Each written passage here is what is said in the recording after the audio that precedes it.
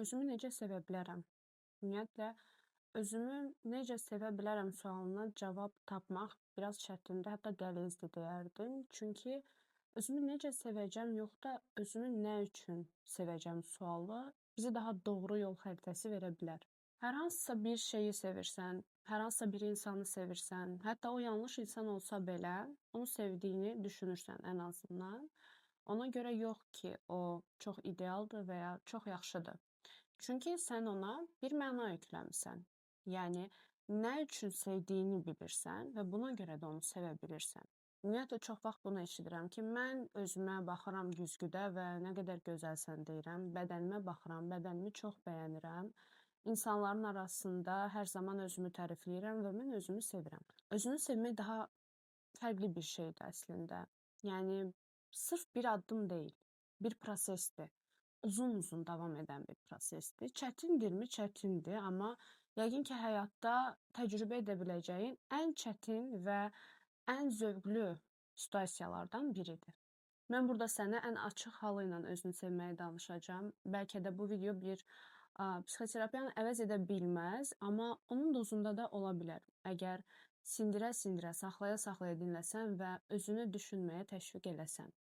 Özünü sevmək əslində deyərdim ki, bəli, sağlam yuxu, sağlam qida, bədəninə diqqət yetirmək, öz baxım, idman etmək kimi fiziki gereksinimləri də var, lakin həm də bunun psixoloji, mənəvi yanları var. Yox deyə bilmək, səni narahat edən insanlarla sərhəd qura bilmək, sevdiklərinin də sərhədini qura bilmək, özünü izolyasiya etməmək, özünü sıxışdırmamaq, özünü cəsarətsiz buraxmamaq, keçmişi buraxa bilmək, gələcəyə qaçmamaq, artıq orada olmadığını düşündüyün yerlərdə olmamaq, çoxlu-çoxlu buraxmağı bilmək əslində. Bu və bunun kimi saya biləcəyin bir çox şey. Düşünə bilərsən ki, bunların hamısı bir anda çox çətindir və sənə qatılıram. Psixoterapiya prosesində belə biz bunu yəni seanslarla, aylarla işləyirik. Bir seansa heç nə həll olmur təbii ki. Çünki psixoterapiya da bir prosesdir və burada bunu bilməyini istəyirəm ki, bir insan 1 il 365 gündür və 365 gün özünü sevməyin mümkün deyil. Özünə mümkünsüzü istəməyi burax öncəliklə. Amma bir insanın 365 gün özünü sevməməyi çox acımasızcadır, travmatikdir, insanın özünə yaşatdığı bir travmadır. Bəs necə mən özümü sevmiş sayılıram ki, mən özüm arada sevməyə də bilərəm? Bəli, insansan çünki. Yəni, insan olmağın xas xüsusiyyətidir bu. Bir şeyi hər zaman edə bilməz. Çünki robot deyilsən, duyğuların var, düşüncələrin var, səndən asılı olan şeylər var və asılı olmayan şeylər var. Yəqin ki, bu videonu mən də nə vaxtsa məsəl üçün izləyəcəm. Hansı ki, elə bir dönəmi ola bilər ki, özümü daha az sevib bəyənərəm və o zaman ya bu videonu izləyərəm və ya bunun normal, insanice olduğunu özümə xatırlada bilərəm. Ən sevdiyin meyvə var, məsəl üçün və onu hər gün yeyə bilmərsən, bir gün bezə bilərsən. Amma onu davamlı olaraq deyil də arada sırada yeməyib, amma yeməyə də davam etdiyin üçün onu sevməyə davam edirsən əslində. Özünü sevmək üçün əslində müəyyən davranışlar lazımdır, hansı ki, həyata keçirmək üçün və bunun üçün də açığı, öz inam, öz güvən lazımdır və burada sənə bu çətin bir proses kimi gələ bilər, lakin sadələşdirə bilərsən bunu özün üçün. Mən deyərdim ki, hal-hazırda buranı dinləməyin belə özünü sevdiyinin göstəricisidir. Çünki sən artıq başlamısan, sən artıq bunun yolunu axtarırsan. Demək ki, daxildə, içində o balacalıq halın və ya daxili səsin sənə deyib ki, get bizim özümüzü sevəcəyimiz bir şey tap. Çünki biz bunu eləmək istəyirik. Ümumiyyətlə, insanların sevgisini necə göstərirlər insanlar? Elə sadə nümunəyə baxaq. Səni sevirəm sözləri 100 dənə deyilsə də, bir davranış yoxdursa ortada, təəssüf ki, o sevgi nə qədər real sevgi sayılır ki, ikili münasibətlərdə məncə hər birimizə aydın bir məsələdir bu. Lakin bu davranışa dönüşəndə öz təsdiqini də alır. Təsdiq isə bizə həmin həzzi verir. Həzzi aldıqdan sonra bunun üçün daha çox çabalamağa başlayırıq. Yəni bir növ bunu ödül kimi düşünə bilərsən. Mən özümü sevmək üçün bir şey etdim və bu mənə çox həzz verdi və mən yenə istəyirəm bundan. Belə-belə alışkanlığını, davranışını dəyişdirirsən, özünü sevməyə yönəlirsən. Deyə bilərsən ki, okey, hər gün özümüzü sevmirik. Bəs bu özümüzü sevmədiyimiz günlərlə necə başa çıxa bilərik? Özünü qəbul edərək, özünü qəbullanaraq. Bəli, hər gün özümüzü sevməyə bilərik, amma ən azından özümüzü qəbul edəndə sevmədiyimiz o gündə, sevmədiyimiz o yanımız da bizə kənar kimi gəlməz və ya qorxuducu gəlməz, bizi ürkütməz, bizə tanışdır ən azından, bizdən biridir. Məsələn, bir şeyi başardın və uğur qazandın orada və burada özünə məmnuniyyət hissi duydunmu, özünə təşəkkür etdinmi, yoxsa digər levela mı artıq keçməyə fokuslanırsan? O an orada qalıb özünə minnətdarlıq duydunmu? Çünki minnətdarlıq duymadığın müddətcə təəssüf ki, bədənin, beynin algılamır ki, biz bir şey başarmışıq, biz bu dəyərdəyik, biz bu qədər potensiallıyıq. Sadəcə digərinə fokuslananda artıq başlayır, okey, bunu bacardım və digərinə fokuslanır. Davamlı verir, amma qarşılığında heç nə ala bilmədiyi üçün yetərsiz hiss etməyə başlayır. Seanslarında işlətdiyim bir cümlə var. Əgər pasientlərim bunu izləyirsə, onlara tanış gələ bilər. Özünə sevgilin kimi davran. Necə davranardın? O çox sevdiyin sevgilin kimi. Hansı situasiyalarda bu özünə normalda davrandığın kimi davranışdan dəyişərdi? Məsələn, özün üçün bir şey eləyəndə, əşi, mənəm, elədim, ola bilər deyib keçərdinmi, yoxsa orada dayanıb, orada qalıb özünə 100 dəfə təşəkkür edərdinmi və bu sevinç hissini özünə göstərərdinmi? Çünki əgər qarşı tərəf bunu etsə, bunu edərsən, bəli, çoxlu təşəkkür edərsən, qucaqlayarsan və minnətdarlığının ardı kəsilməz. Amma özün edəndə isə görməməzlikdən gəlirsən ya da okey, next, başqa nə var deyə keçişdirirsən oranı.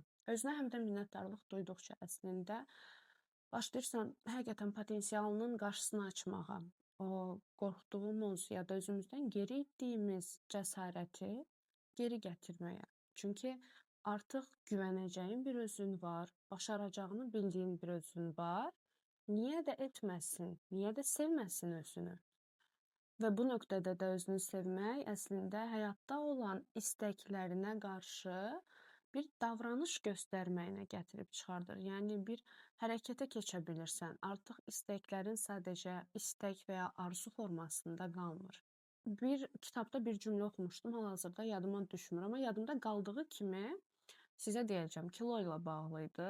Böyük ehtimal kilo ilə bağlı başqa bir bölüm çəkəcəm. Lakin belə bir şey deyirdi təxmini ki, həyatda buraxmadığın nə varsa sənə kilo halında geri qayıdar. Əslində bu həqiqətən təsdiq olunmuş bir şeydir. Bilirik ki, emosional acılıq deyə bir şey var və türlü psixoloji yemə pozuntuları mövcuddur. Ona görə burada buraxmağın əhəmiyyətini görə bilirik və buraxmaq əslində təkcə keçmişi deyil, bir insanı deyil, bu da daxil ola bilər. Məsələn, bir davranışı da buraxmaq ola bilər. Mən özümü sevməmək üçün nələr edirəm? Sevmək üçün okey, amma sevməmək üçün nələr edirəm? Saya bilərsən bunu özündə. Onları buraxmağa çalışa bilərsən. Və ya mən keçmiş versiyamı buraxmaq istəyirəmmi? Mənim keçmiş versiyam yetəri qədər özgüvən olmayan və özünü sevməyi istəməyən biridir. Amma mən onu buraxsam, nələr itirməkdən qorxuram? Yeni versiyama keçmək üçün, onu buraxmamaq üçün nələr edirəm? Bunlara fokuslana bilərsən. Mən bu sualları verdikcə, yanında dəftərinə qeyd edə bilərsən bu sualları. İstəsən bunu dayandırıb və ya davam edərkən də daha sonrasında öz-özünə düşünə bilərsən. Ümumiyyətlə həyatda kateqoriyalar mövcuddur, bilirik ki, maddiyyat, iş, rifah, fiziki sağlamlıq, ailə, ünsiyyət, münasibətlər kimi fərqli kateqoriyalarımız var. Psixoloji sağlamlığı unutdum, psixoloji sağlamlıq da var. Okey, deyək ki, mən bunların hər hansısa birini ayırdım və kateqoriyalara baxıram. Məsəl üçün nə ola bilər?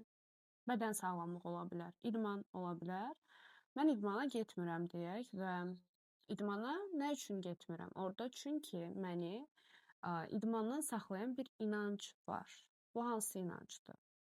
Deyək ki, mən gündə 10 dəqiqə qaçıram və nəfəs-nəfəsə qalıram. Amma idmana da getmirəm. Amma şikayətçiyəm də həm də və özümə sual verirəm, nə üçün idmana getmirəm?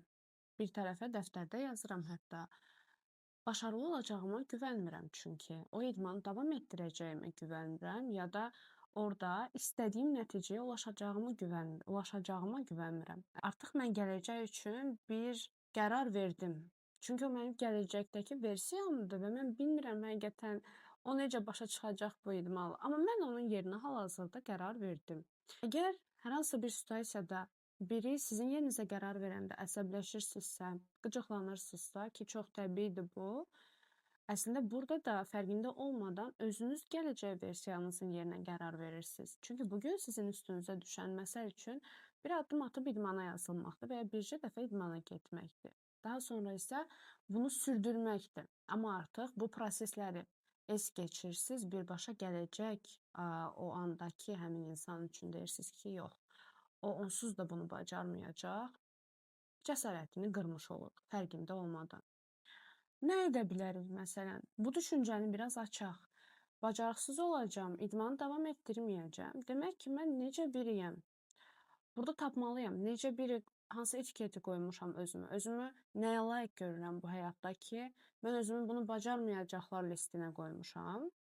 Bunu tapandan sonra sağ tərəfə də nə istəyiriksə, bunu yazaq. Məsələn, mən həftədə 2 dəfə idmanı hak edən, yəni bir insanam və bu qədər özünə dəyər verən bir insanam.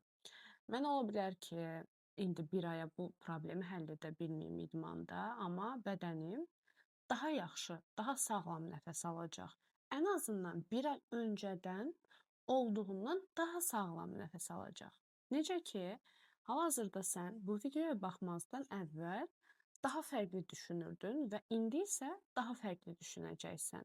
Bəlkə bu video hardasa bir nöqtədə bir işığı yandıracaq və sənə tamamilə başqa bir fərqindəlik gətirəcək. Bunu bilə bilmərsən. Bunu video bitəndə biləcəksən.